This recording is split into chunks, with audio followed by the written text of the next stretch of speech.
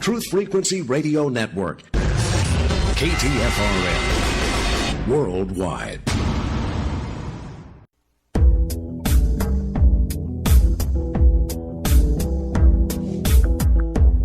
Hola, this is Sienna inviting you to join me tonight as we navigate through the seen and the unseen, explore external and internal realities, expose on-world and off-world agendas, discover a path to joy and freedom.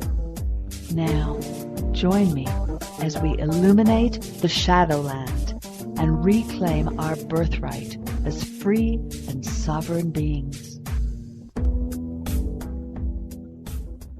Good evening, everyone. This is Sienna, and you are at Truth Frequency Radio Network on Illuminating the Shadowland. And I am here with Mark Passio. The name of this interview is If Change is to Truly Be Created. Welcome to the show, Mark. Sienna, thank you so much for inviting me today. It's my honor. I want to tell everybody just a wee bit about you before we dive in. Mark has become a central spokesman for those of us serious about reclaiming our sovereignty and aligning with the natural law that governs all organic life here. His website, whatonearthishappening.com, is a culmination of many years of extensive research and investigation into the nature of our shared reality. It contains presentations, videos, podcasts, taking his guests on a journey of self-exploration, examining human consciousness, and the way it relates to the natural and universal problems which we currently are facing as a species. It is an absolutely extraordinary research library, and the topics that you do, Mark, are vast and very, very deep. So we can only, even in this two-part series, 2 hours, touch the very surface of the massive amount of information that you're bringing to the world, which I deeply thank you for. I am very interested in all of your natural law seminar. I know you have an 8-hour natural law seminar. But I was going to ask you the fairly superficial question to put us in the ballpark, because I know that natural law is central to everything that you're bringing us now. So, Mark, tell me about natural law. What is it, and how it contrasts with the law of man? Sure. Well, essentially, this term natural has been hijacked in today's world. It's been turned into a word that is governed by mind control, unfortunately, when people associate it with ideas like Darwinian evolutionary theory. And I'm not using the word natural in that context whatsoever. I'm using it really in the scientific aspect of the word, meaning that it is something that is inherent to creation, that it has a basis in nature and reality, and it is not made or caused by any living beings. It is not something that is caused by human beings or any other three-dimensional being in the universe. It is existent, self-existent to the universe itself, and it wouldn't make a difference whether there were any sentient beings. This law would still apply. In other words, if there was no human beings, the laws of gravity and electromagnetism in the universe would still apply. They would still be there. The same could be said when it comes to natural law. It is something that exists inherently in creation. Now, that's the definition of natural. The definition of the term law is an existing condition that is binding and unchangeable, binding and immutable. That means it has an effect, whether anybody understands what is causing it or not. Okay, we are bound by it, and it is unchangeable by anything that we could possibly do. You know, we can counteract gravity for a time, but it is still in effect, and we are still ultimately bound by it. So it's unchanging. We are not going to do anything to take that law out of the existence of the universe, because we didn't create it, we didn't put it into effect. The laws of nature did. So that's the two basic definitions for the words natural and law. Now, if we put them together, the working definition for what the entire concept of natural law is universal, non-man-made, binding and immutable conditions that do something in our lives. And what these laws, this body of laws, actually does in our lives is it governs the consequences of what happens to us, the quality of our existences, okay, as a society, as a whole. It governs. It does it on an individual level too, but certainly in the aspect I'm talking about, natural law, is that it governs the quality of the quality of our life experiences, because it acts as the governing dynamics of the consequences of our behavior. See, we have free will to choose the behaviors that we will enact toward others. Then natural law is working in effect. It is the deterministic component, whereas free will is the randomness component of creation. Natural law is the deterministic component. So in other words, there's boundary conditions, there's operating laws that exist that govern our free will choices. We have free will to act, but these are the dynamics that offer us, that give us actually absolutely unwaveringly, flawlessly, the result, the consequences of what we put into creation through our free will decisions and our behavior. So we have to look at it as it's a dynamic interchange, it's a dynamic interlink, okay? These two seemingly polarized opposite forces playing off against each other to create together the experience that we're undergoing. So we have free will, and we use that force, that randomness component, to choose the behaviors that we will enact. Then those behaviors are governed by natural law, which are laws of creation that govern the free will decisions that we make. And then we get a result on the other side. That result is directly determined by whether the behaviors that we chose were in alignment with morality or in opposition to morality. So one could say that natural law are simply moral laws that govern the dynamics of human consciousness. And I would say they govern the dynamics of the consciousness of any beings that have the capacity to understand those laws. So people will say, well, why does natural law apply to the animal kingdom? In other words, animals hunt and eat each other. They don't have the capacity to grasp the natural law consequences that are in effect. So natural law does not apply to animals. It applies to beings that have the capacity to understand the existence of these moral laws. In other words, you could say it governs the behavior of any beings that have the capacity to achieve morality in their lives. If that capacity exists to understand the difference between right and wrong behavior, to understand the difference between behaviors that do not cause harm to others and hence are rights versus behaviors that do cause harm to other beings and hence are wrongdoings, then natural law applies to the consciousness of those beings. So in a nutshell, that's essentially what natural law is. What does it mean to actually understand these laws of creation? Understanding them means that we have conscience. We truly have conscience born in our consciousness.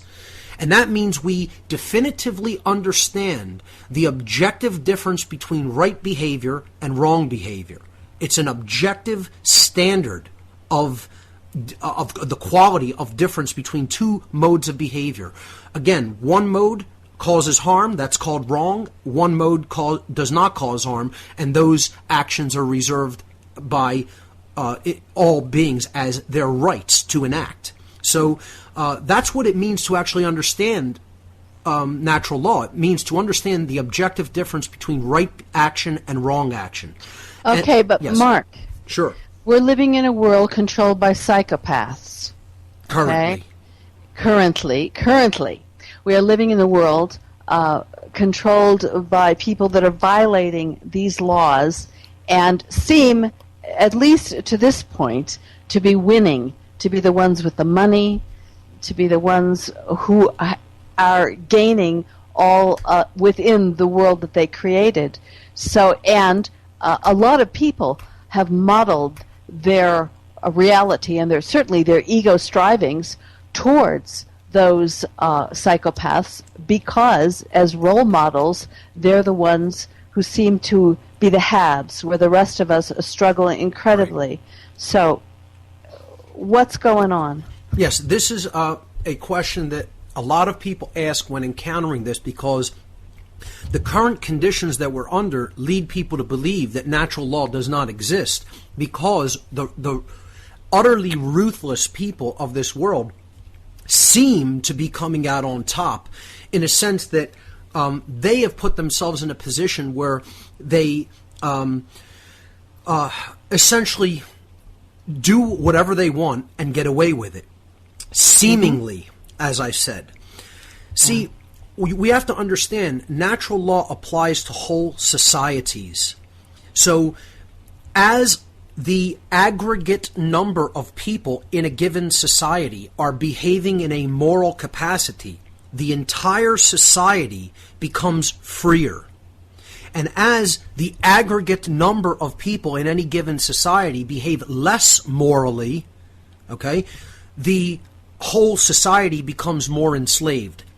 This is the epitome of how natural law functions. I call this expression the law of freedom. Wow. As morality of a whole society increases in the aggregate, freedom increases. As morality declines in an entire society, freedom declines. So we can look at those tiny, less than 1% so-called elite, which I don't consider them the elite of anything.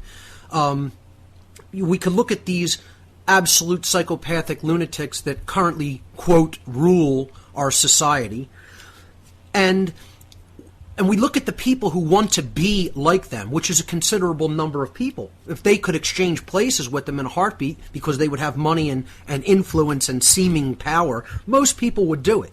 I mean, Now what does that say about our morality? That we would rather become like a psychopath than a moral being.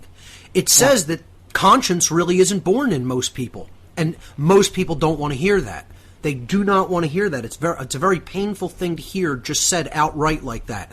Are most human beings moral creatures? No, they are not. They don't have conscience born in them, not to any true extent.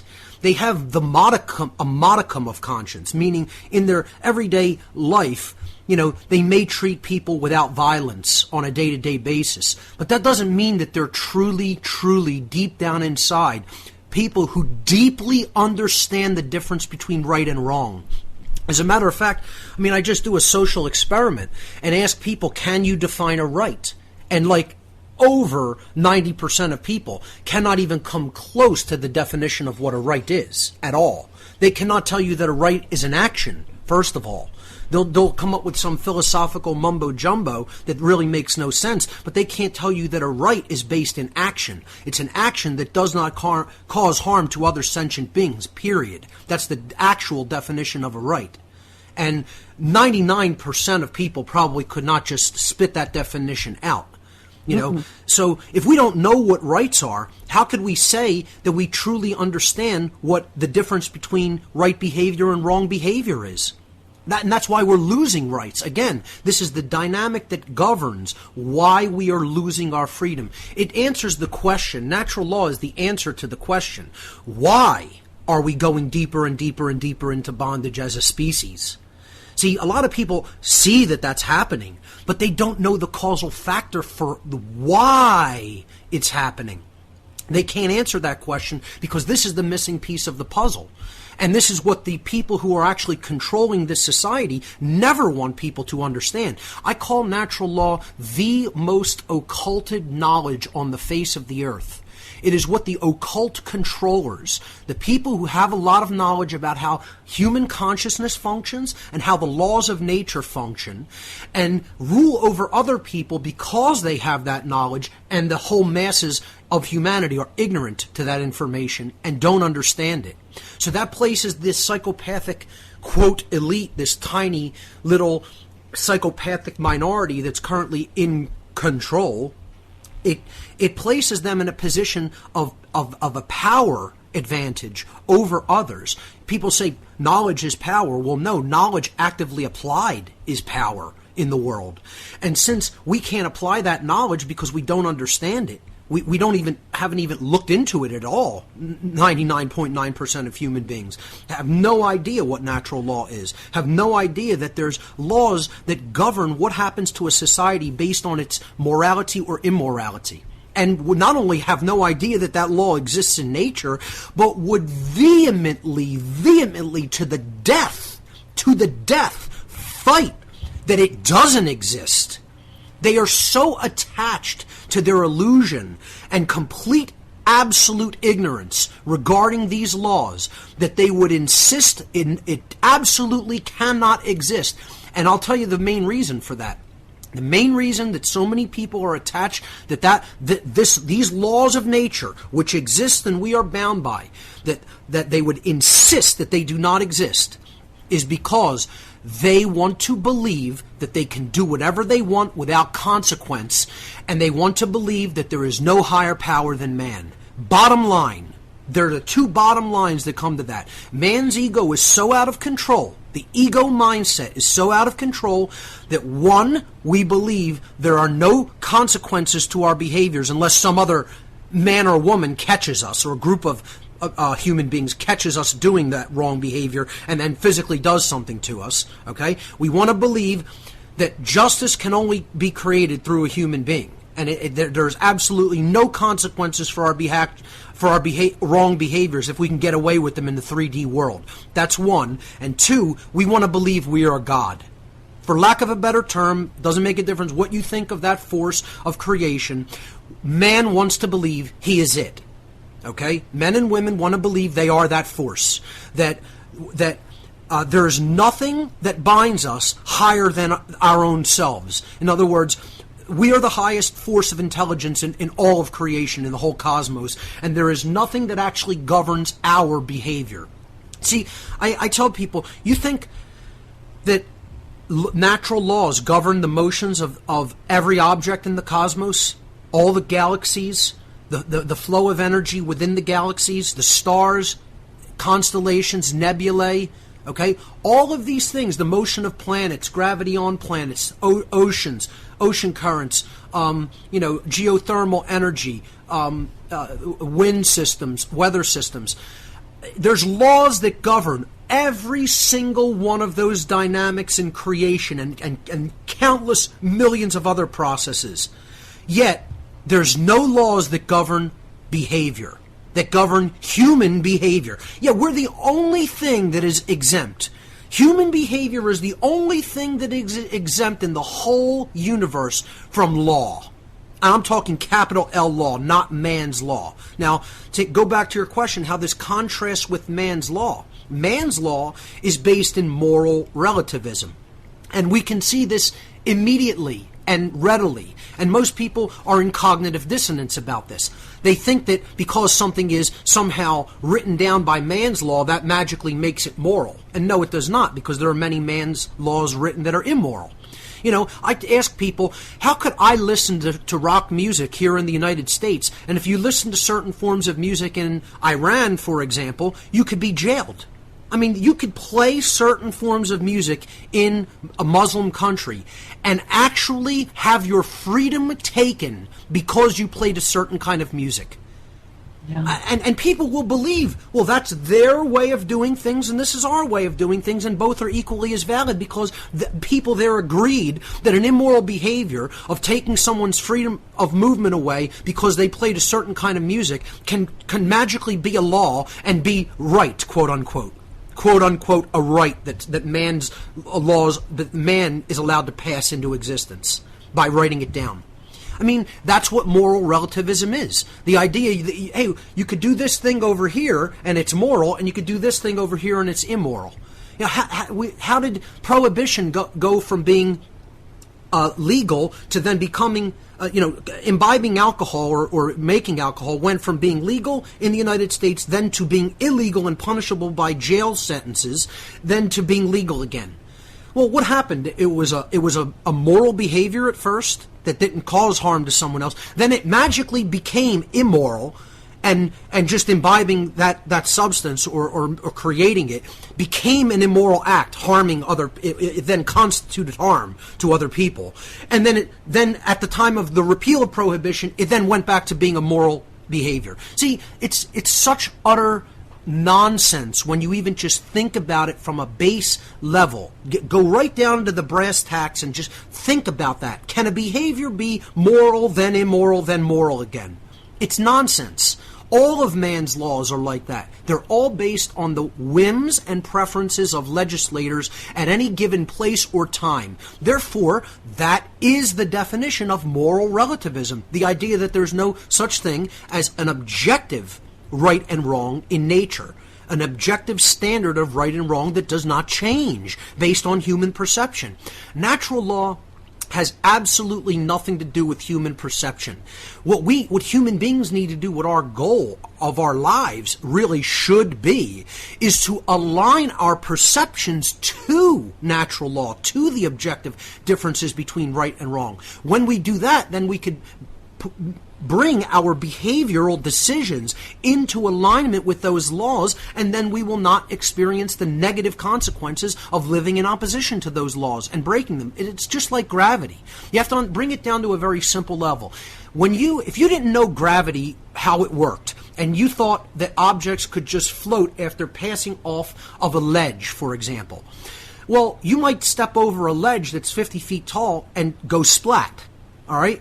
But if you understand how gravity works through observation, of understanding how that natural law of motion is dynamically in effect in the world, and you see objects go over the ledge and go splat when they hit the rocky bottom, you wouldn't step over the edge and experience that negative consequence. Well, the same thing happens when we understand natural law. When we bring our behavior into alignment with it, we get a orderly set of results that does not involve self-inflicted suffering, like as if we would have stepped over that edge and experienced the negative result of not understanding gravity.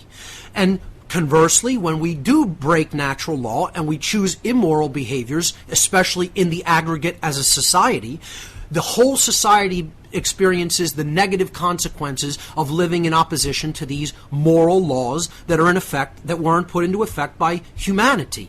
And therefore we become more and more enslaved and experience more and more self-inflicted suffering. That's how natural law works. And to anybody that wants to insist these laws don't exist, aren't in operation, all I tell them is, you need to continue to live the way that you're living, insistent that there's nothing that governs your behavior until you suffer enough. When you continue to suffer and suffer and suffer endlessly and relentlessly, eventually your ego will break, and that's how it will have to be done. Unless you want to understand it on your own and look into it deeper, in a deeper way to understand what's happening to ourselves right now at this time in history, I tell people, willingly ignore it, and you'll find out by fire. By fire. By the way, what I call the way of maximum suffering and pain. And that will be your free will choice. But either way, you're going to learn it. Everyone present on this planet and on any other planet in the 3D universe will learn this law. And you will never escape this entire construct that we call the universe without learning it. That's one thing, you do not have free will choice. You have free will choice to ignore this reality, but you will experience the consequences of that. There is no such thing as ignoring reality without painful consequence. And it's not personal. That's the other thing. People will hear me saying this and they'll say, well, that sounds like the judgment of a vengeful God. No, it's absolutely the opposite. These laws are put here for our greatest evolutionary benefit and the most rapid uplift of consciousness. Because the creative force that put these laws into effect said, what's the best way I can help people to understand the proper modality for behavior that does not lead to suffering, to self-inflicted suffering? And that's to put boundary conditions in place that govern behavior, but it's a gentle governance of behavior, because we have free will to continue to break it and cause suffering for ourselves. It's like, do you have free will? Here's a great example. Do you have free will to put your hand in a boiling pot of water? Do you? Yes, you do. Absolutely you do. But what will happen? The skin will probably melt off the bone at some point. Okay? So you'll recognize, if you don't immediately shriek and jerk your hand out of the water because you're immediately getting second and third degree burns. Okay? But you see, that's going to teach you something, that chaotic result. It's going to teach you it's probably a good idea not to put your hand in a boiling pot of water. Well, see, we will understand that natural physical law much more readily because the consequences are immediate. Okay, but when it comes to the big idea of natural law regarding morality, moral law, which is the same as natural law, the laws of the consequence of behavior, it doesn't make a difference what you call it. Karmic law, moral law, God's law. I don't care. It's a name. Call it whatever you want. It's just a label. Okay? There are laws that govern what we do to other beings while we are alive.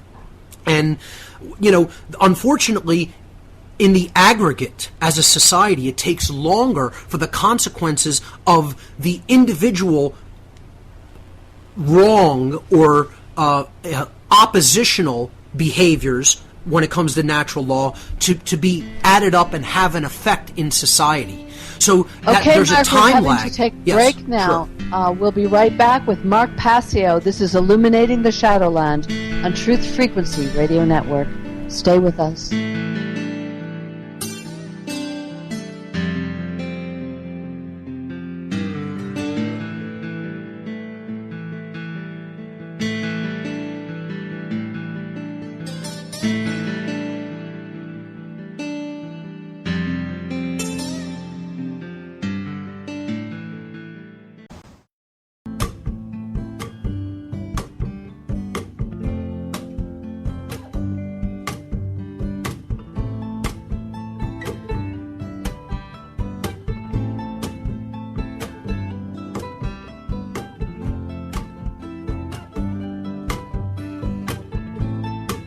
Welcome back, everyone. This is Sienna Leia, and you are here on Illuminating the Shadowland. My guest this week is Mark Passio.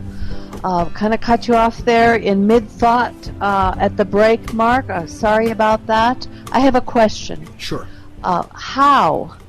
You talk in one of your talks about cosmic abandonment. Yes. And we talk a lot about the shadow on this show, and trying to understand the nature of human evil and the nature of our dissociation from reality and from being able to live in any kind of decent relationship with what you're talking about, with conscience, with integrity, with connection to life source.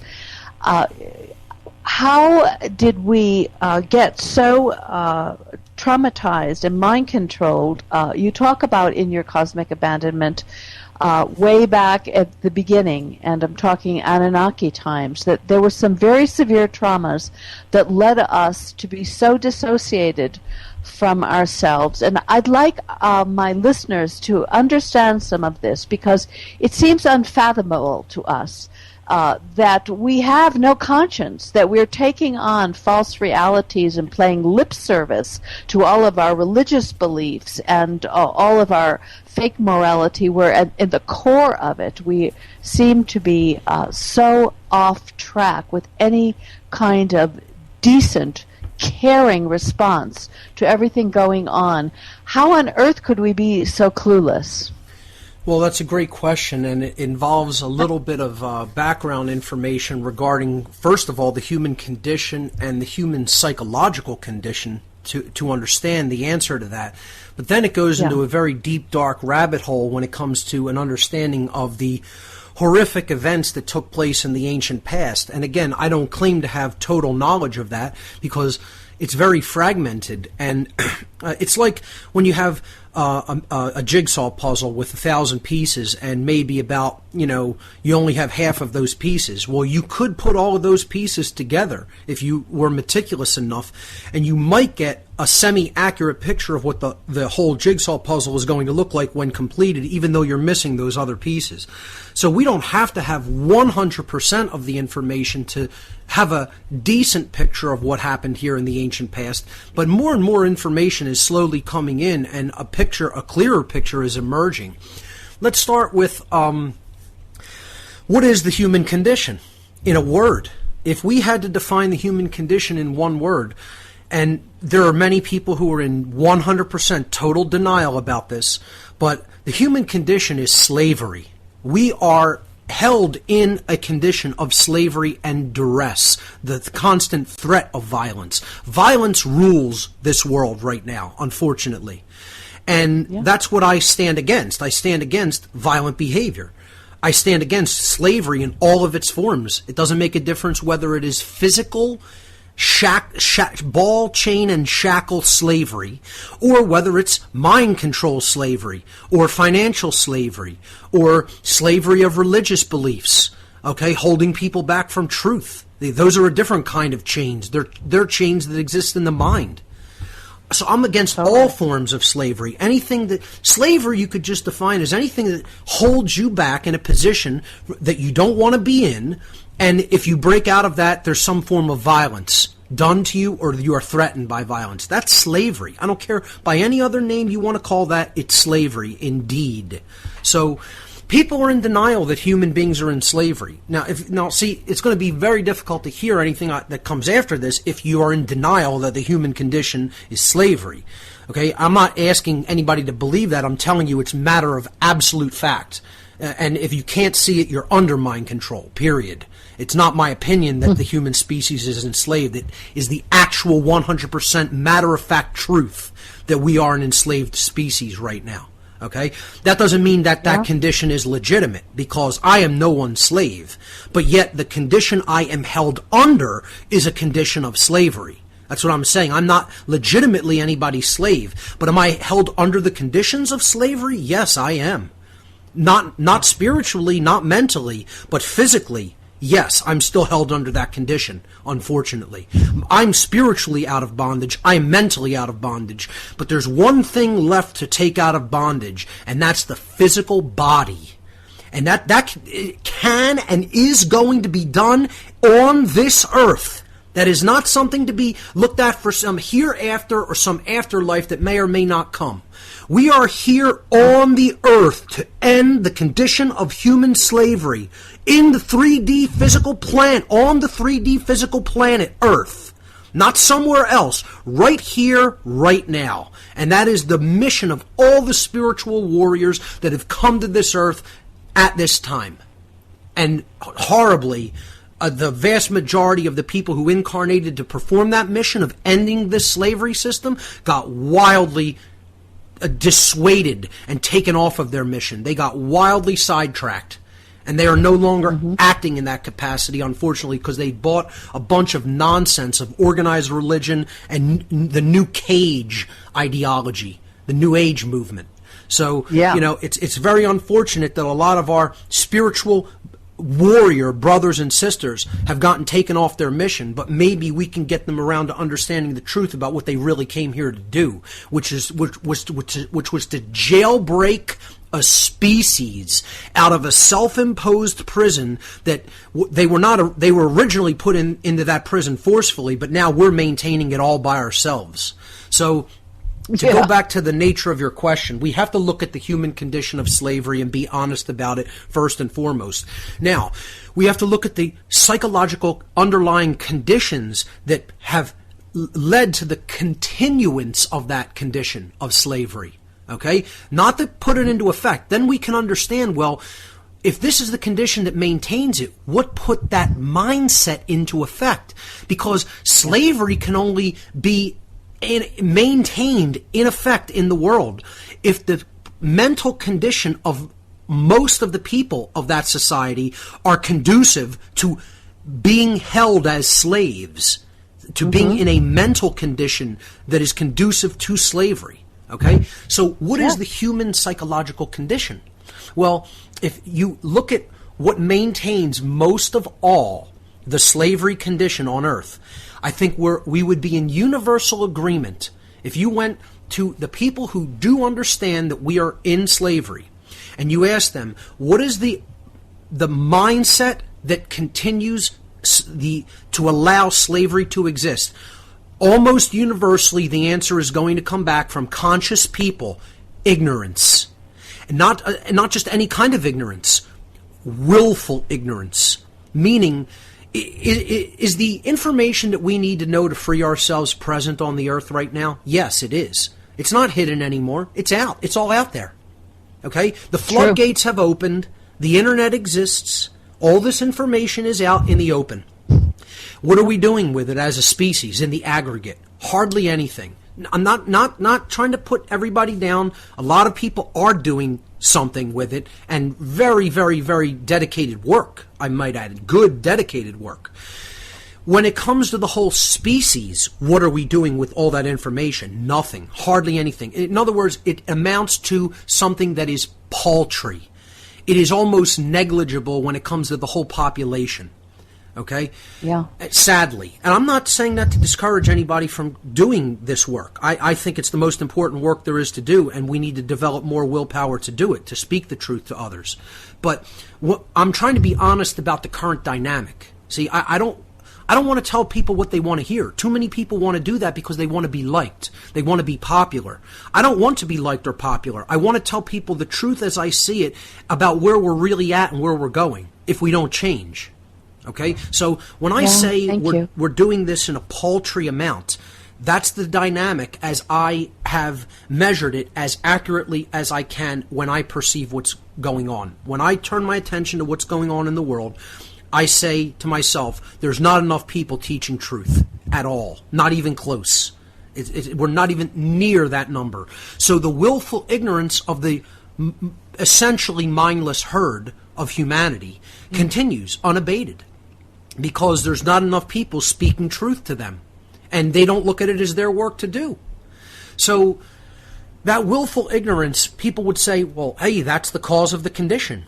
And I'll say, it's one of the causes, but it's not the root cause. It is probably the highest level manifesting cause, okay, that's out there that leads to the current condition, but it's not the most base, fundamental root cause. See, we have to go beneath the willful ignorance of the masses and say, well, why are they willfully ignorant? What happened to them to make them willfully ignorant? Or what is is there another psychological condition that underlies their willful ignorance? And yes, there is. Well, you would say, well, why would someone not want to know something when the absence of that knowledge will lead to continued suffering?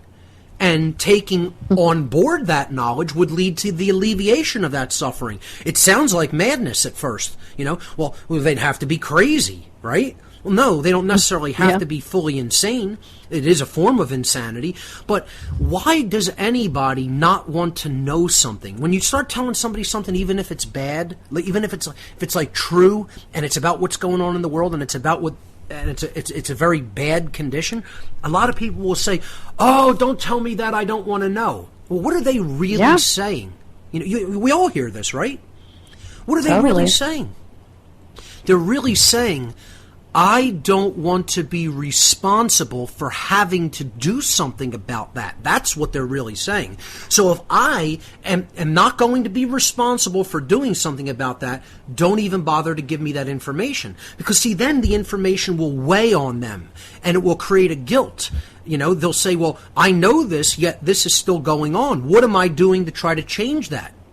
So what really people are saying when they say, I want to remain willfully ignorant, is they're saying, I want to remain personally irresponsible. The refusal to accept personal responsibility.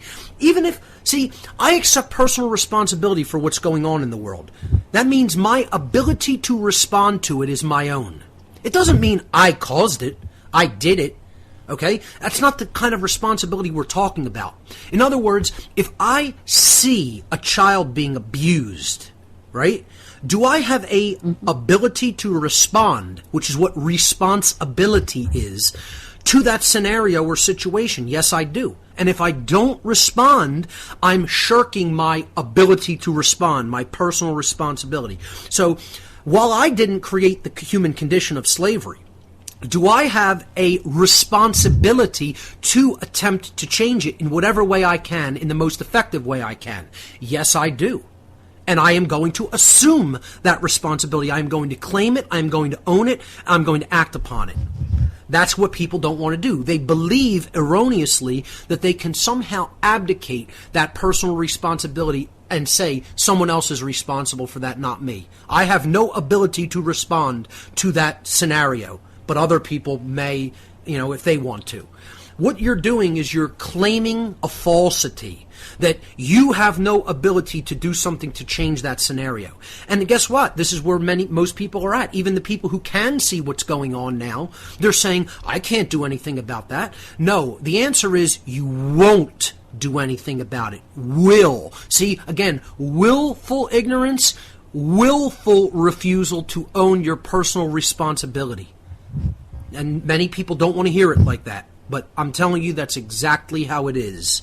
Okay, and the faster more people understand that this is the dynamic that's going on psychologically in the human subconscious, the faster we're going to affect a solution to this problem, because we will start dealing head on in a confrontative way with the underlying psychological causal factors that lead to slavery, that lead to the perpetuation of slavery.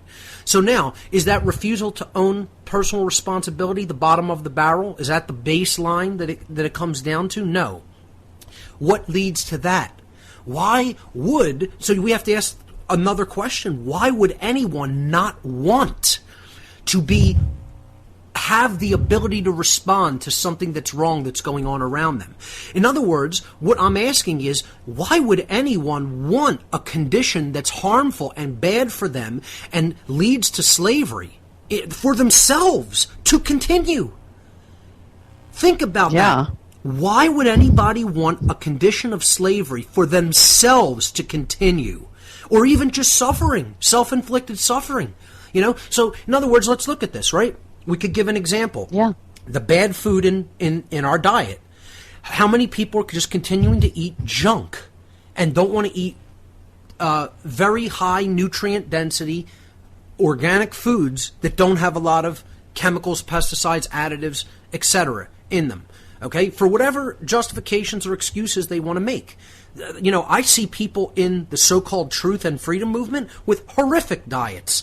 Absolutely horrific diets. Diets like I would have eaten 15, 20 years ago, okay?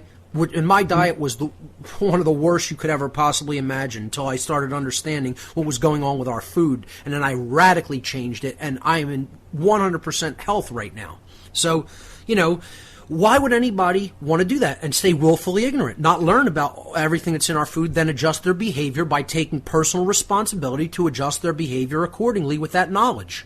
Well, something has to be present psychologically for that to be the condition, their mental condition. And the answer to that is at some level, not even at a conscious level, but at some level, they cannot be in a state of self-love. Now, as harsh as that sounds, people will be like, oh my God, how all these things you're saying about humanity, all right? So you're saying humanity is a self-hating species. Most people are self-loathing. Yes, that's exactly what I'm saying. Because if they did have true self-love, they would take knowledge in that about what's going on that's bad for us, and then they would adjust their behavior accordingly to do whatever they can not to engage in that harm to themselves or anybody else. So it's like, why does a drug addict continue to take drugs when we all should know, pharmaceutical drugs and other street drugs, with very few exceptions. I don't have a problem with cannabis per se, but, heroin's probably not a very good thing for the human body and mind, nor is cocaine or cocaine derivatives, etc. Okay? So what I'm saying is, why would anybody continue to pollute their body with hardcore drugs that only damage the body and mind? Well, because they're not necessarily in a state of ignorance. They know what's wrong with these substances, but they are in a state of willful ignorance. They know it, and yet they're going to ignore it anyway. And they're not using their personal responsibility to build themselves up and make themselves stronger and better and less polluted. Okay? So they're refusing to own their personal responsibility to care for their vessel, the human body. That can't be the case if they're not self-loathing at some level, whether it be at a conscious level where they're, consciously saying, "Oh, I'm ashamed of myself," or "I hate myself," or "I think I'm a horrible person." But most people don't have self-loathing at a conscious level like that. There are some who are so deep into the willful ignorance and refusal to own personal responsibility that they hate themselves on a conscious level. That's the state of consciousness known as shame. And there's nothing below that except death. That's the lowest level of consciousness that there is shame-based consciousess. Thinking of yourself as, something that is completely unworthy. But the self-loathing I'm talking about, the self-loathing and lack of self-respect and self-esteem issues I'm talking about are largely subconscious. They're there. People are doing these things, don't even know why they're harming themselves, don't even know why they don't care that they're enslaved, don't even know why they don't want to take any responsibility to do anything about it. It's all in the subconscious mind, these issues of self-loathing. So then the magic question becomes, what put these psychological conditions in place? Is there a root causal psychological factor that started making us act as a self-loathing people? Or even on an individual level, what makes that person act as self-loathing? Why don't people have enough self-respect to stand up for themselves, want better things for themselves, want better conditions for themselves, want to be freer, want to be more knowledgeable, want to be more responsible? What makes that condition present? What puts that condition there? And I'm going to give people the root psychological causal factor, and it's going to sound strange, okay? Because many people have not looked at psychology at this level before. They've not looked at what leads to other conditions, and you trace it back, and you trace it back, and you trace it back. You go from this psychological condition, and you say, well, what was the cause? What led to that? Like we've just done here. Willful ignorance in society. Well, what was the cause? People don't want to own personal responsibility because with knowledge comes responsibility. So they want to remain ignorant. Well, then why don't they want to be personally responsible for their own situation? And that's because they don't love themselves enough. They have self-loathing issues. Well, then we finally ask the question, why is our species as a whole, in the aggregate, most people, why are they self-loathing? Why don't they really love themselves? And there's a reason, there's an answer. And it is the psychological condition of having deeply embedded, most of the time subconsciously embedded, parental abandonment issues. Parental abandonment issues is the root psychological cause of the human condition of allowing slavery to continue unabated and unchecked. Now, if we look at psychological abandonment issues, okay, what we're seeing is a child somehow missing, okay, involvement of a parental figure. And it does not have to be physical. Again, the parent does not have to be physically gone from the presence of the child for the child to undergo abandonment issues, parental abandonment issues, psychologically. Okay?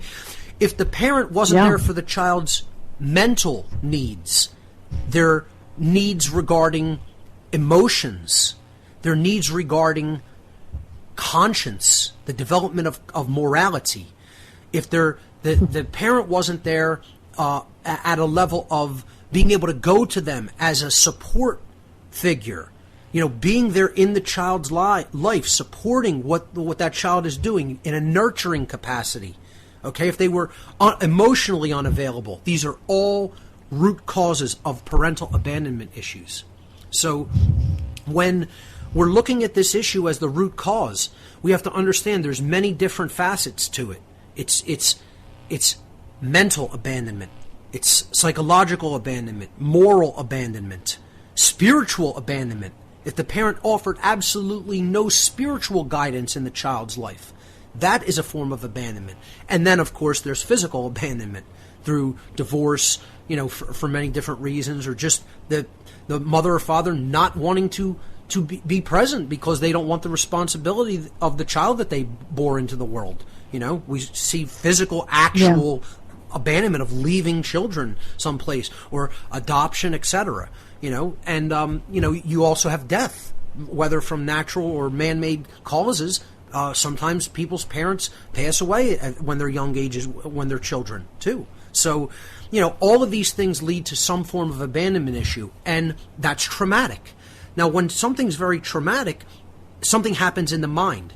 The conscious mind doesn't want to relive that trauma, because then, through visualization and imagination, if you relive trauma, your body undergoes the same traumatic responses physiologically as when the trauma first occurred. And that's a stress reaction. That's a fight-flight reaction.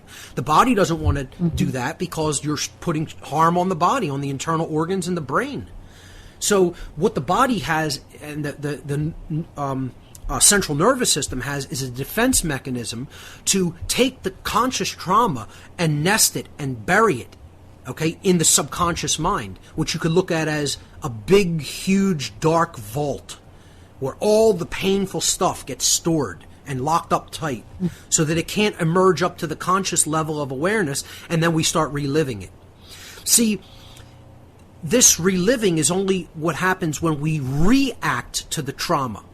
If we bring it up consciously to the surface, we can work with that shadow material, and that takes effort, that takes knowledge on how to do that. It takes practice on how to do that effectively without harming yourself. Very deep introspective techniques have to be used, often combined with ancillary techniques for dealing with those traumas. We don't have time to get into all of that on this show, but those techniques are all out there. EFT is one of them. Meditation. And then under that you have, at the root, you could say self-loathing. Hang on. The trunk of the tree. Yes. Mark, Sure. We lost you there, but that's okay. Perhaps we still got it on your recorder. Yes, it was effectively recorded. Do we need to take a break now? We have a minute and a half to the end of the show. Okay. So we may have to pick this up on hour 2, which is next Friday night. Sure. I think this is just hugely important information.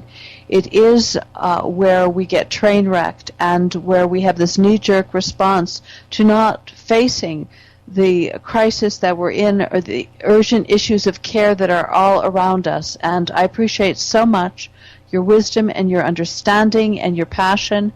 This is what the world needs now so much. Tell people how to get hold of you, and we will pick this up, everyone, next week at 9 o'clock on Friday night. Absolutely. Looking forward to that. My main website is whatonearthishappening.com. whatonearthishappening.com. And I always suggest to people, if you're going to delve into the information that I cover, the best place to start is my podcasts, my audio podcast series. Go to the podcast section on my site and listen forward in order from number 1, and move forward in order without skipping around at your own pace. If you do that, you'll get the most value out of the audio series on my website. There's also lots of videos up there. I think I have about 18 or 20 videos up on my website. You could check that out in the video section as well. whatonearthishappening.com. And Sienna, I want to thank you so much for inviting me onto the show. Looking forward to picking it up on the next show. Beautiful. Thank you so much. Thank you. All right.